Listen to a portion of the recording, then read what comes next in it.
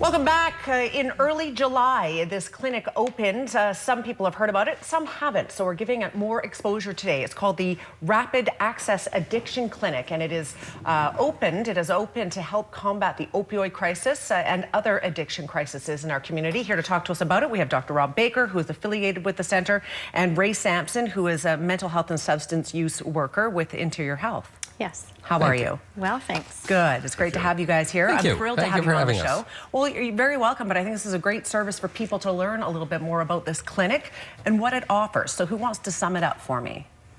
Do you want to start it? All right. Sure. Okay. So, Ray has been involved in mental health and substance use for many years. I've been involved in addiction treatment for very close to 4 decades now. And for a long time, we had a model of care that worked reasonably well, but was one in which we said, well, if we don't do it today, we'll do it tomorrow or next week. People didn't die. Even heroin didn't cause that many overdose deaths.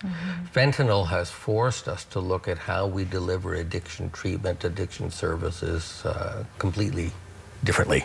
And by its very nature, this clinic is based on getting people the help as fast as possible when the window is there to help them when they're willing to say, I need help.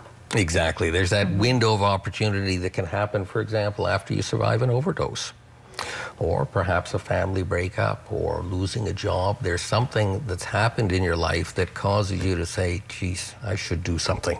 And we want to be there when you have that thought, and we want to be there the same day you have that thought. Because you need to be. Because you need to be. The window will close. Okay, so there's many different facets of the community that are working together to make this a successful project. Ray, mental health is involved. Tell me about your part to play.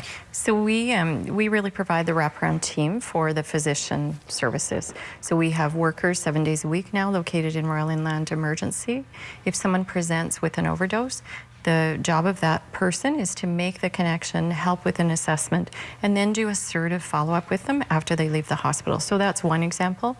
We have a extensive team that works in terms of helping people access care when they're ready, knowing that our hours of service have to be varied. We can't sort of rely on an 8 to 4 model. We need to be 7 days a week. We need to be open into the evening, and we need to meet people where they're at. So negotiate with them what kind of care they'd like, and then make those connections to the physician clinic.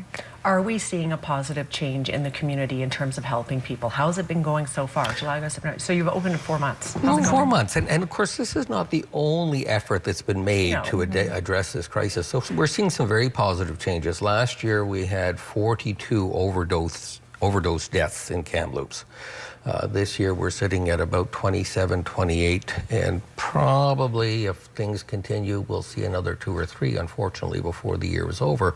But we're looking at a 25% reduction in Kamloops. This at a time when the province as a whole has seen a significant increase in their overdose deaths. So I think we can be very proud of the work that mental health, Interior Health has brought to the table to facilitate access to services, because that's what it's all about, getting the service to the client when they're ready to accept it as quickly as possible. So yes, we're having results.